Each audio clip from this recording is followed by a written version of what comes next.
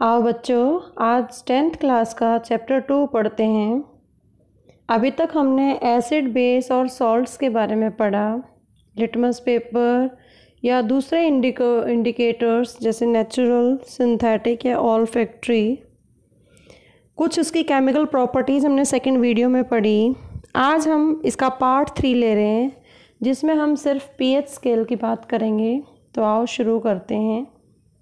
सबसे पहले acid base की पहचान हमने पहली वीडियो में लिटमस पेपर के द्वारा की थी, जो लेबोरेटरी में मैक्सिमम यूज़ होता है। लेकिन जब हम लिटमस पेपर, हल्दी या दूसरे सॉल्यूशंस हम लेते हैं, दूसरे सूचक जब लेते हैं, तो वो एसिड बेस की प्रबलता या दुर्बलता को नहीं बताते। मतलब उसके स्ट्रेंथ को नहीं बताते कि वो स्ट्रॉन्ग एसिड है या वीक बेस है, या स्ट्रॉन्ग बेस है या वीक एसिड है। उसके लिए एक नया स्केल है जो आज हम पढ़ेंगे, पीएच स्केल। पीएच स्केल किसी भी एसिड की स्ट्रेंथ को बताता है।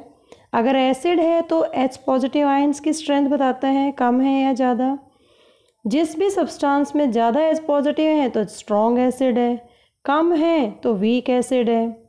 और जिसमें H पॉजिटिव और OH नेगेटिव आयंस इक्विलिब्रियम में है तो वो न्यूट्रल है, उदासीन है। अगर OH नेगेटिव आयंस की संख्या H पॉजिटिव आयंस की तुलना में ज़्यादा है तो बेस है। अब कई सारे बेस होते हैं या अल्कलीज होते हैं जो पानी में सोल्यूबल होते हैं, तो वो बेस उनकी स्ट्रेंथ भी OH नेगेटिव आयंस की कंसंट्रेशन के हिसाब से हम पीएच स्केल पर देख सकते हैं। सबसे पहले पीएच स्केल होता क्या है? पीएच स्केल एक ऐसा स्केल है जो एसिड और बेस विलेन की स्ट्रेंथ, उसकी प्रबलता को मापने के लिए इस्तेमाल किया जाता है। और इस स्केल में किसी भी सॉल्यूशन के हाइड्रोजन आयंस की कॉन्सेंट्रेशन को मापने के लिए स्केल बनाया गया है। जैसा कि इसका नाम है पीएच। पी का मतलब है पोटेंज, जो कि एक जर्मन वर्ड है जिसका मीनिंग है पावर, और एच मतलब हाइड्रोजन आयंस, कि H आयंस की पावर कौन से सब्सटेंस में कितनी है उसको मापने के लिए पीएच स्केल का इस्तेमाल किया जाता है। जैसे आपके ज्योमेट्री बॉक्स में कोई स्केल होता है, उसकी वैल्यू 0 to 15 होती है। इसी तरीके से पीएच स्केल की जो रेंज है वो 0 से लेके 14 तक होती है। अगर किसी पीएच की वैल्यू 0 के आसपास है तो वो ज़्यादा एसिडिक है, बहुत ही स्ट्रॉन्ग एसिड है, जैसे HCl, H2SO4, जो कि ज़्यादा कॉन्सेंट्रेटेड फॉर्म में जला भी सकते हैं बॉडी को या किसी भी चीज़ को। और अगर 14 के आसपास किसी सब्सटेंस की वैल्यू है तो वो ज़्यादा अल्कलाइन है, वो ज़्यादा बेसिक नेचर का है, क्षारक उसमें ज़्यादा है, OH नेगेटिव आयंस की संख्या उसके अंदर ज़्यादा है। नीचे एक पिक्चर दिख रही है जिसमें आपको अलग अलग सॉल्यूशंस हैं, red, blue, white, green, blue, yellow, और उसमें पीएच पेपर है, येलो कलर का एक पीएच पेपर है। इस पीएच पेपर को इन सॉल्यूशंस में अलग अलग डिप किया गया है। जब इसको डिप किया तो कुछ में रंगहीन है, कोई कलर चेंज नहीं आया। कुछ पीएच पेपर का रंग ग्रीन आ जाता है, किसी का येलो है, किसी का रेड है। तो ये डिपेंड करता है कि वो सॉल्यूशन ज़्यादा एसिडिक है या वीक एसिड है, या स्ट्रॉन्ग बेस है या वीक बेस है। उसको जानने के लिए हम पीएच पेपर का इस्तेमाल करते हैं। आगे देखते हैं। जो पीएच पेपर है वो बताता है कोई भी सॉल्यूशन एसिडिक है या बेसिक है। दूसरा, जितनी ज़्यादा हाइड्रोजन आयन कॉन्सेंट्रेशन ज़्यादा होगी, पीएच वैल्यू उतनी ही कम होगी। जैसे ये स्केल दिख रहा है आपको, रेड कलर से लेके पर्पल कलर तक, 1 से लेके 14 तक। माना कि ये स्ट्रॉन्गली एसिडिक क्यों है? क्योंकि इसमें हाइड्रोजन आयन की कंसंट्रेशन क्या है? ज़्यादा है। जैसे जैसे हम राइट की तरफ जाते हैं, न्यूट्रल की तरफ जाते हैं, वीकली एसिडिक होता जाता है, क्योंकि H आयंस की संख्या क्या है? ज़्यादा हो रही है। अगर पीएच माना कि किसी सब्सटेंस की 1 है फॉर एग्जांपल, और एक दूसरी सब्सटेंस उसके पीएच वैल्यू 5 है, तो 5 वाला संख्या ज़्यादा है लेकिन उसमें हाइड्रोजन आयंस की कॉन्सेंट्रेशन क्या है? कम है। इसलिए जिसकी पीएच वैल्यू 5 है वो वीक एसिड है, और जिसकी पीएच वैल्यू 1 है वो स्ट्रॉन्ग एसिड है। और जिसकी पीएच वैल्यू 7 है, ना वो एसिडिक है ना वो बेस है, तो वो क्या कहलाएगा? न्यूट्रल, उदासीन। और फिर हम चलते हैं राइट साइड 7 से लेके 14 तक। जैसे जैसे हम असेंडिंग कर रहे हैं 7, 8, 9 अप टू 14, तो जो अल्कलाइन नेचर सब्सटेंस की वो क्या होती है, इंक्रीज होती है। लेकिन अगर हम pH न्यूट्रल 7 से देखें, अगर हम लेफ्ट हैंड साइड में जाएं तो H आयन की कंसंट्रेशन बढ़ रही है और pH वैल्यू कम हो रही है। तो 7 से लेफ्ट में pH कंसंट्रेशन लेफ्ट की तरफ बढ़ती है और राइट में बेसिक करेक्टर है वो बढ़ता है। तो ये pH स्केल है। अगर किसी सॉल्यूशन में कोई भी pH पेपर डालते हैं और उसका कलर येलो आ जाता है, इसका मतलब उसकी pH क्या है, 6 है। किसी का ब्लू आ जाता है, डार्क ब्लू, तो इसका मतलब क्या है, pH 9 है। तो pH 9 और 6 के अगर हमें सब्सटेंस को पहचानना है और हमें बताना है कि वो वीक एसिड है, स्ट्रॉन्ग बेस है, क्या है, कैसे पता चलेगा। अगर pH 6 है तो 7 तो न्यूट्रल होता है, 6 उससे कम है तो वो वीक एसिड है, और pH वैल्यू क्या है, 9, तो वो 7 से क्या है, ज़्यादा, तो वहाँ बेसिक नेचर बढ़ रहा है, बढ़ेगा, लेकिन वो बहुत ही नियर है 7 के, तो इसका मतलब वो क्या है, वीक बेस है। इस तरीके से हम pH पेपर का इस्तेमाल किसी भी एसिड या बेसिक सब्सटेंस की स्ट्रेंथ को डिटरमाइन करने के लिए इस्तेमाल करते हैं। ये pH पेपर है, इसमें डिफरेंट एसिड और बेस हैं। फॉर एग्जांपल, जैसे हमारे पेट के अंदर जो गैस्ट्रिक एसिड है, हमें एसिडिटी होती है क्योंकि उसका pH वैल्यू कम है, 1 है। लेमन जूस है, pH वैल्यू क्या है, 2 है। Orange juice 3, tomato juice 4, black coffee 5, urine 6, distilled water 7। जो डिस्टिल्ड वाटर है वो ना तो एसिड है ना ही बेस है, वो न्यूट्रल है। अगर मैम डिस्टिल्ड वाटर से नीचे के अगर जूसेस को देखें तो सबसे ज़्यादा एसिडिक कौन है, जिसकी pH वैल्यू 1 है वो सबसे ज़्यादा स्ट्रॉन्ग है, जिसकी pH वैल्यू 6 है वो वीक एसिड है। इसका मतलब यूरिन के अंदर वीक एसिड होता है और स्टमक के अंदर क्या होता है, स्ट्रॉन्ग एसिड होता है, HCl होता है। या पढ़ते भी हैं जब हम डाइजेशन सिस्टम की बात करते हैं। उसके बाद डिस्टिल्ड वाटर से ऊपर चलते हैं 14th की तरफ, सी वाटर जिसकी pH वैल्यू है 8, बेकिंग सोडा जो हम नेक्स्ट उसमें पढ़ेंगे baking soda 9, milk of magnesia मतलब मैग्नीशियम हाइड्रोक्साइड 10, अमोनिया सॉल्यूशन 11, सोपी वाटर जो साबुन होता है 12, और ब्लीच 13, और NaOH होता है 14। तो ब्लीच और सोप जो है वो स्ट्रॉन्ग बेस हैं, लेकिन सी वाटर क्या है, वो वीक बेस है क्योंकि उसकी pH वैल्यू कम है और उसकी pH वैल्यू क्या है, ज़्यादा है। यह मैं आपको पहले बता चुकी हूँ कि न्यूट्रल से हम देखेंगे 7 से लेफ्ट है, इंक्रीज होती है एसिडिटी, कम वैल्यू होती जाएगी pH की, लेकिन H आयन की कॉन्सेंट्रेशन बढ़ती जाएगी। और pH वैल्यू 7 के राइट में हम देखते हैं तो 8, 9, 10 अप टू 14 तक pH वैल्यू बढ़ रही है, तो OH नेगेटिव आयंस की कॉन्सेंट्रेशन भी साथ साथ बढ़ रही है और उसकी बेसिक प्रॉपर्टीज है वो बढ़ती चली जाती हैं। इस तरीके से हम किसी भी एसिड या बेस की स्ट्रेंथ को pH पेपर के माध्यम से पता कर सकते हैं। लेकिन लिटमस पेपर और pH पेपर में यही डिफरेंस है, लिटमस पेपर सिर्फ उस सब्सटेंस की एसिडिक और बेसिक प्रॉपर्टीज़ को बताता है, लेकिन pH पेपर ये भी बताता है कि वो स्ट्रॉन्ग है या वीक है। That is most important difference that you have to recognise. Next आता है कि जो pH पेपर है वो हम बहुत लेबोरेटरीज़ के अंदर टेस्ट भी करते हैं, पढ़ते भी हैं, लेकिन हमारी एवरीडे लाइफ में कहाँ कहाँ इसकी इम्पोर्टेंस है।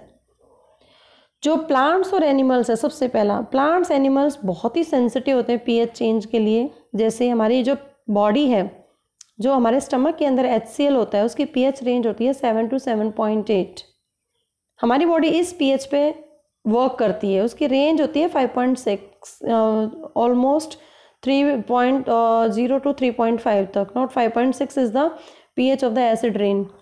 और आवर बॉडी हमारी जो है, हमारी शरीर है जो 7 to 7.8 तक वर्क करता है, लेकिन इससे अगर कम चला जाए, नैरो रेंज हो जाए इससे भी कम, तो वो pH वैल्यू पर वो सर्वाइव कर सकता है। कम वैल्यू पर अगर ज़्यादा हो जाए तो उसमें डिफ़िकल्ट हो जाता है। एक्वेटिक एनिमल्स क्यों डाई हो जाते हैं, क्योंकि एसिड जो फैक्ट्रीज़ का कूड़ा कचरा है जब वो पानी में डाल दिया जाता है, ड्रेनेज किया जाता है, तो उसकी एसिडिक वैल्यू कम हो जाती है और उसकी कॉन्सेंट्रेशन H आयंस की ज़्यादा हो जाती है, जिसकी वजह से वो उस पानी में सर्वाइव नहीं कर सकते।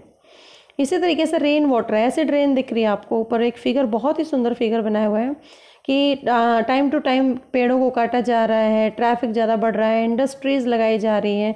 पेड़ काटेंगे तो कार्बन डाइऑक्साइड का कंजम्पशन नहीं हो पाएगा, तो वो हवा के अंदर ही सस्पेंडेड रहेगा। फैक्ट्रीज से जो धुआं निकलता है वो नाइट्रोजन डाइऑक्साइड और सल्फर डाइऑक्साइड है। वाटर साइकिल हम सबको पता ही है कि समुद्रों से पानी वास बन के क्लाउड्स में चला जाता है, फिर रेन की फॉर्म में नीचे आता है।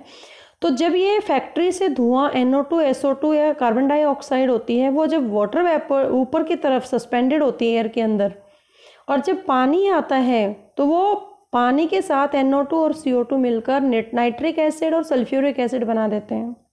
और वही एसिड जब अर्थ पे आता है रेन की फॉर्म में, उसी रेन को एसिड रेन कहते हैं और इसकी pH वैल्यू होती है 5.6। एसिड रेन का सबसे बड़ा साइड इफ़ेक्ट ताजमहल के ऊपर है, जो उसका येलोइश कलर हो रहा है ताजमहल के पत्थर का, पत्थर तक को भी इफ़ेक्ट कर सकता है एसिड रेन। तो इंसान और प्लांट्स को कैसे नहीं कर सकता, इसका मतलब pH वैल्यू बहुत ही इफ़ेक्ट करती है प्लांट्स और एनिमल्स को।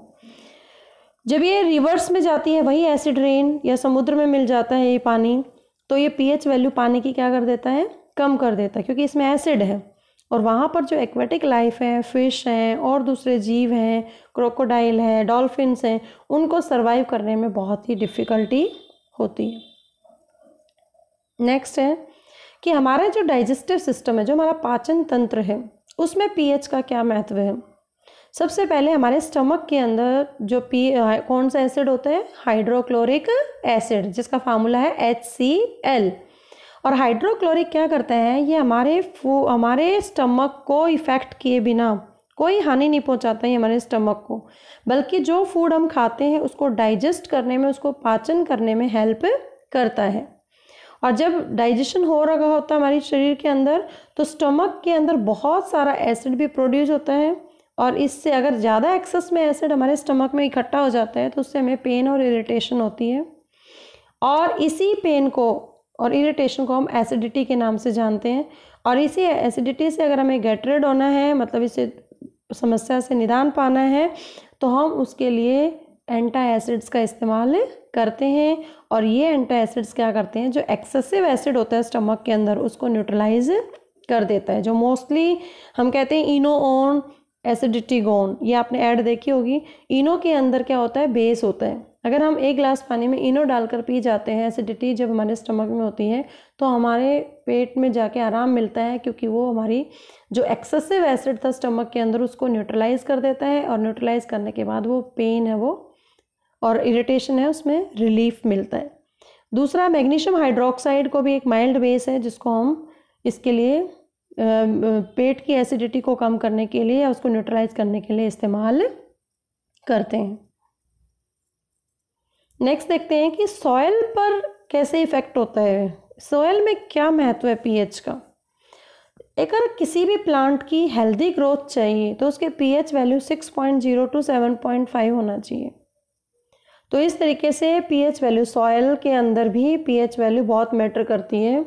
जैसे कई बार क्या होता है कि एसिडिक सॉयल हो जाती है ज़्यादा, वो प्लांट्स को जला देती है, तो उसको न्यूट्रलाइज करने के लिए उसके अंदर बेस डाला जाता है, ताकि वो न्यूट्रलाइज हो जाए और उसके न्यूट्रिएंट्स प्रॉपरली प्लांट्स को मिले और उसकी ग्रोथ अच्छी हो।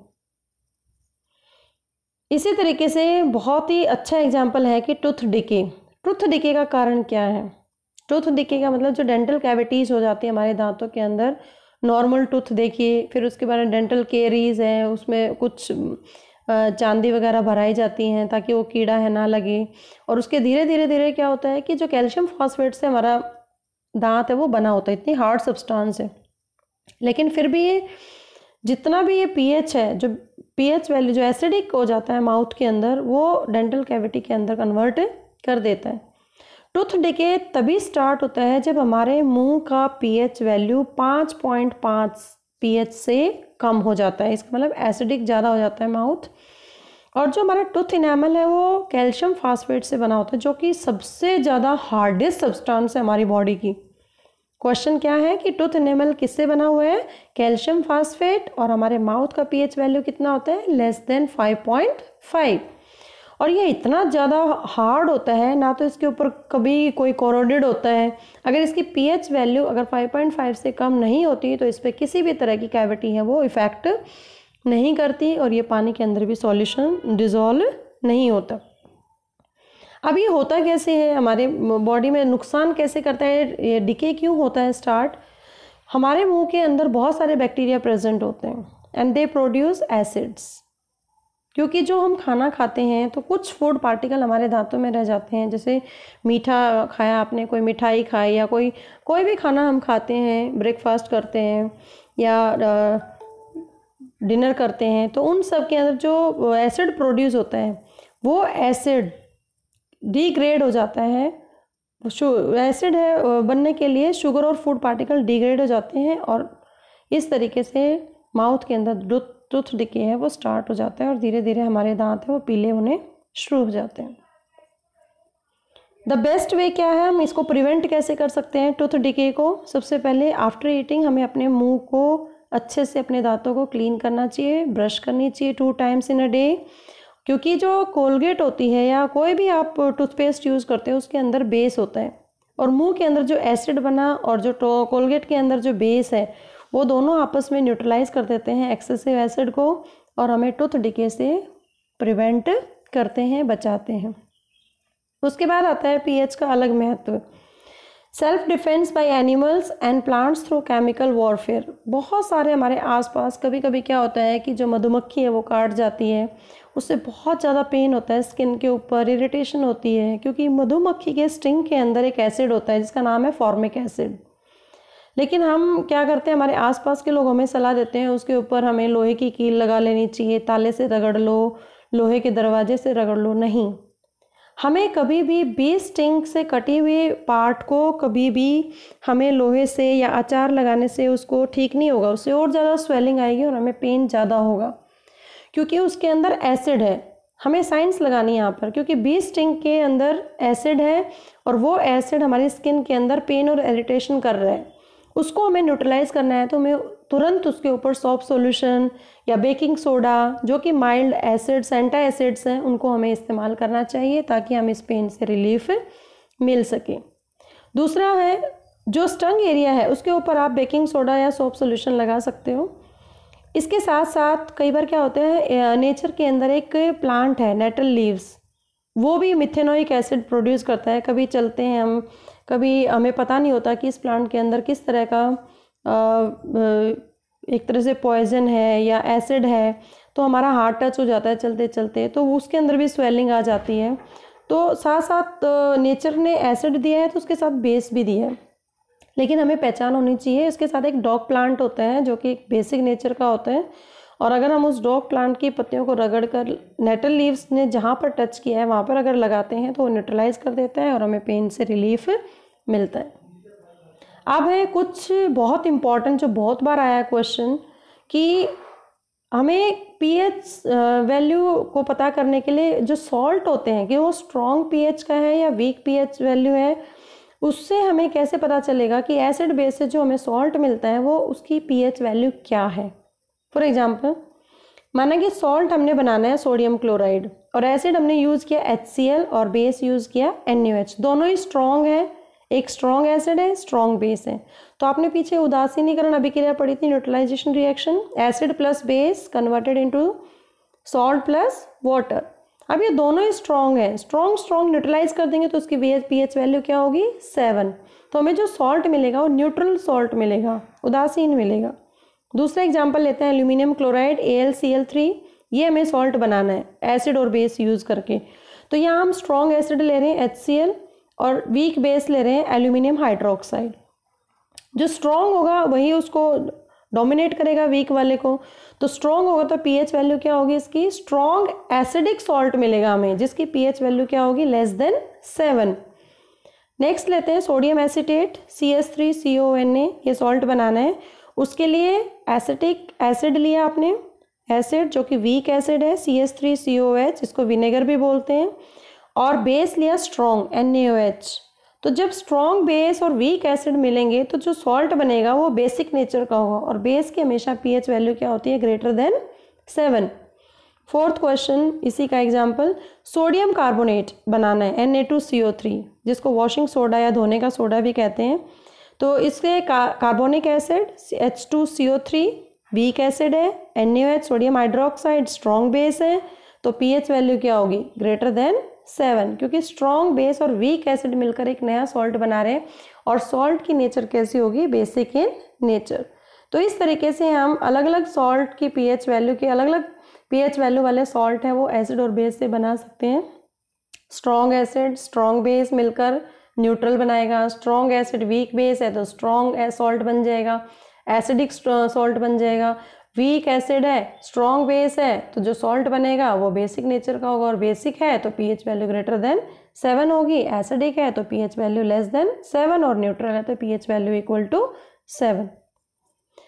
अब है बहुत सारे नेचुरल रिसोर्सेज हमारे किचन में, हम खाते भी हैं लेकिन हमें पता नहीं होता उसमें क्या चीज़ है, कौन कौन से एसिड है, तो उसको हम थोड़ा सा देख लेते हैं। कुछ नेचुरल रिसोर्सेज जो हमारे पास हैं और उनमें कौन कौन से एसिड है। विनेगर, जिसका नाम है केमिकल नेम है एसिटिक एसिड। ऑरेंज के अंदर जितने भी खट्टे फ्रूट्स होते हैं, सिट्रस फ्रूट्स होते हैं, उनमें सिट्रिक एसिड होता है। टैमरिंड, इमली, जिसके अंदर टार्टेरिक एसिड है, इमली आप देख रहे हैं बीच वाली फिगर। टमाटो के अंदर ऑक्जेलिक एसिड है, ऊपर वाली बास्केट में टमाटो। कर्ड में आपको पता ही है, कर्ड के में एक बैक्टीरिया होता है लैक्टोबैसिलस जो कि एसिड प्रोड्यूस करता है जिसका नाम है lactic acid. Ant sting methanoic acid होता है, अभी हमने पढ़ा। नेटल स्टिंग्स, उसके अंदर भी मेथेनोइक एसिड होते हैं। लेकिन एक वास्प होता है, मोस्ट इंपॉर्टेंट क्वेश्चन, सारे के सारे जो इंसेक्ट्स होते हैं वो एसिड नहीं छोड़ते। एक एक्सेप्शनल केस है वास्प। एक येलो कलर का आपने ततैया देखा होगा जिसकी जो स्टिंग है, अगर वो ततैया काट लेता है, वास्प काट लेता है, तो वो बेस सिक्रेट करता है। तो वहाँ पर हम एसिड नहीं मानेंगे उसको, वो बेस है। बेस के ऊपर फिर हम एसिड का लेप लगाएंगे। कोई भी खट्टी चीज़ है, आप अचार भी लगा सकते हो, नींबू भी लगा सकते हो, लेकिन आपको पता होना चाहिए एग्जैक्ट कि वो वास्प ने काटा है या बी ने काटा है या आंट ने। चींटी भी काट जाती है कई बार। चींटी की स्टिंग में, आंट स्टिंग में या बी स्टिंग में मेथेनोइक एसिड होता है, तो उसके ऊपर में बेस का लेप लगाना है। अगर बेस सिक्रेट हुआ है किसी वास्प के द्वारा तो उसके ऊपर में एसिड लगाना है। इस तरीके से हम पेन और इरिटेशन से अपने आप को प्रिवेंट कर सकते हैं। Thank you so much. Next video के लिए आप वेट करें, इसका एक और पार्ट है, पार्ट 4, जिसमें आपका चैप्टर पूरा कंप्लीट हो जाएगा। Please do subscribe. Don't forget to like too. Thank you so much.